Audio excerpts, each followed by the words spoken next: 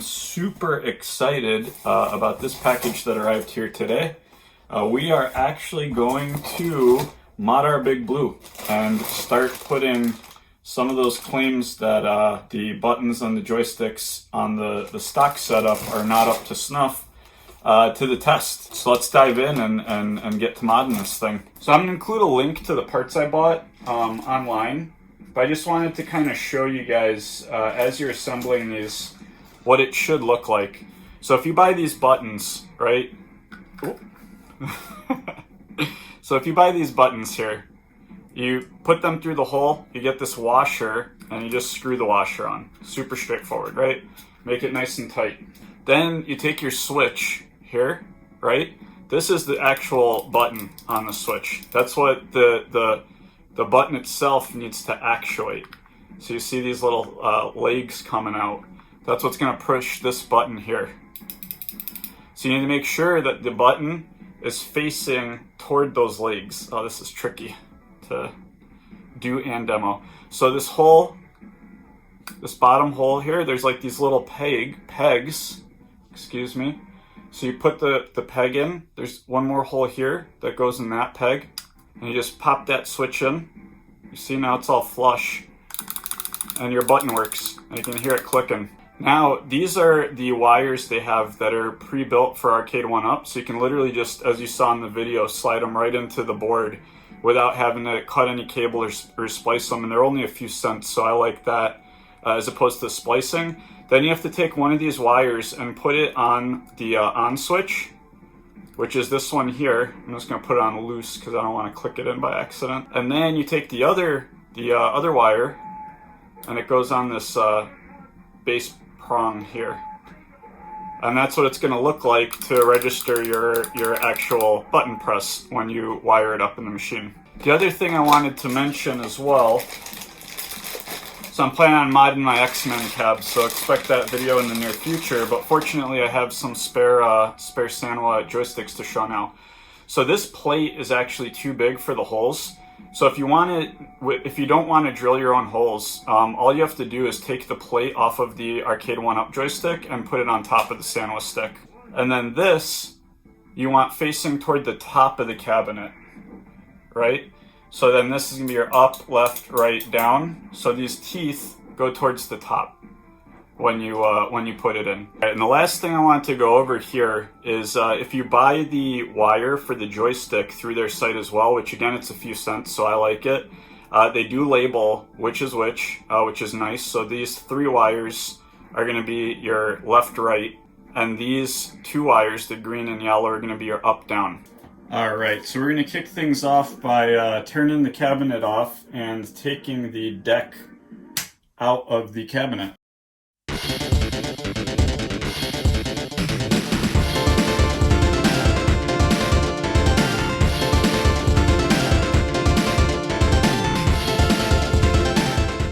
So normally this has a plastic covering over it, like an enclosure that you would have to take the screws off of.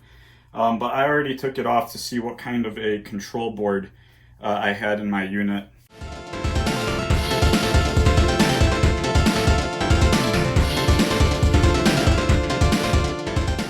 One of the awful things about these cabinets is they actually just slather glue all over the board. So if, people want to upgrade, it just makes it extra difficult, which is unfortunate.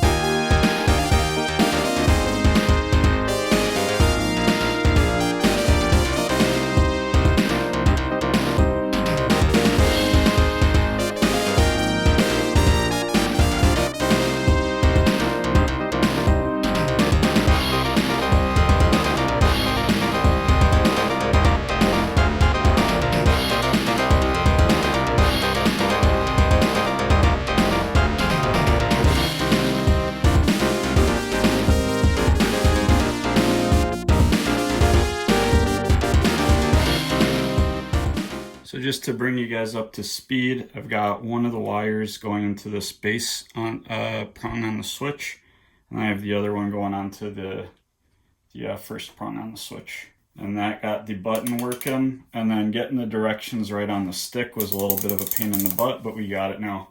And everything just has a really nice click action to it, has a nice feel to it. So now we're just gonna continue with the modding here.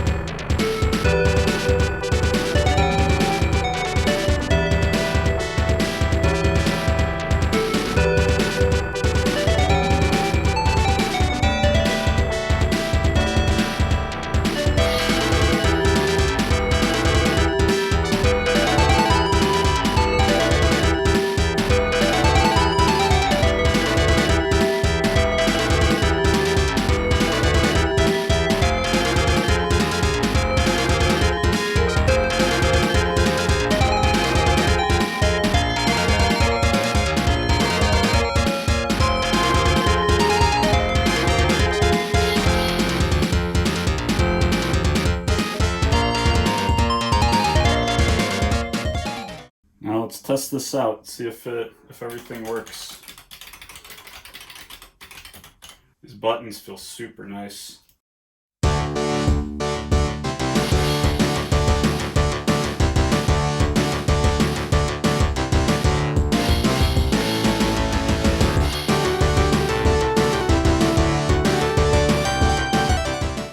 Alright, let's see how this goes. Well, it's going to take a little getting used to.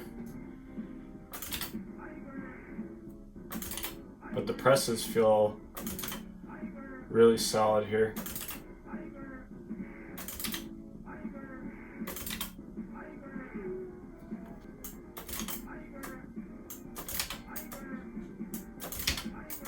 Nice.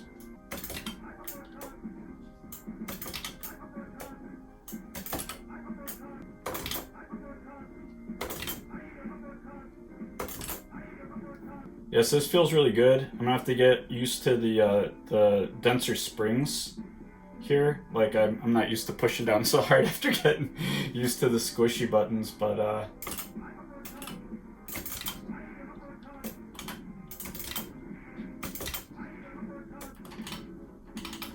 yeah, this feels great. So a few things I want to note is I did go with like stiffer American switches, so it's going to take me a little getting used to pressing it hard, but you can just hear how responsive they are, how good the feedback is, how nice spring they have to them. Joystick as well. Super light, super easy to move, kind of like what I was talking about before. The shaft is slightly longer. I did measure and mention in a comment that there is a difference in length between the Arcade1Up shaft and the Sanwa shafts. I have another set of Sanwas that are even longer than these on my main, but these ones are slightly longer than the Arcade1Up ones, and the switches are just super nice. Like, this thing's so easy to move. Yeah, so I can't blame my losing on buttons and joystick anymore. Now I've got these good buttons and joysticks in here, so when I lose, it's just because I'm bad. But that said, you guys saw with Sagat, I was able to execute the complex motions like DP very easily. It was a lot easier than with the Arcade1Up stick. I mean, you can just hear how easy and effortless it is to move this joystick.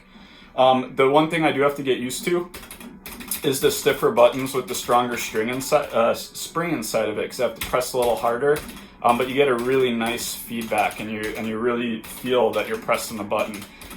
So that's awesome. I'd say that the joystick is a must upgrade for everybody. This joystick's just way freaking better than what the Arcade1Up comes with. You can actually get away with the mushy buttons just fine. But that said, some of my buttons were starting to go. I mentioned that this fierce button just wasn't working anymore with the standard Arcade1Up buttons. So since I had to replace one, I figured I might as well replace them all, and I'm very happy that I did. They feel great. Hopefully you guys found that helpful. This mod wasn't difficult at all, as you guys saw. Really the biggest pain in the butt was the glue, and once I just figured out, oh hey, I should just use a blow dryer to melt it, things went totally smooth after that. So I'd say that was really the most annoying part of it was the glue. But otherwise, this mod's a piece of cake. If you're looking to mod a player, including shipping, it's about $40 per player for the joystick, all the buttons, the switches, and all the wires, which isn't really a bad price at all for a high-end joystick.